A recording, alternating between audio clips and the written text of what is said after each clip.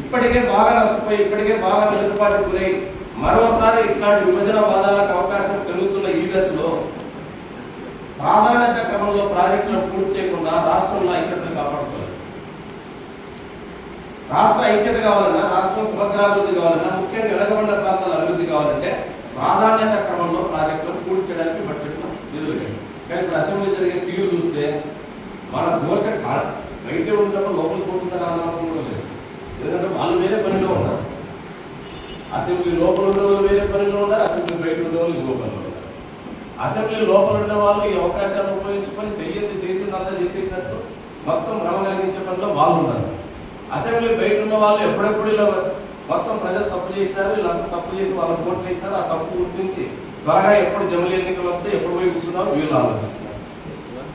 మనం ఇక్కడ కూర్చున్న వాళ్ళు అందరం కలిసి ఐక్య కూటమి కట్టి మనం ప్రయత్నాలు చేస్తే ఈ కూటమి వైపు ప్రజలు చూసేటట్టుగా లేకుండా కావాల్సిన ఖర్చు వాళ్ళ ఊపులో మనం కనపడలేదు.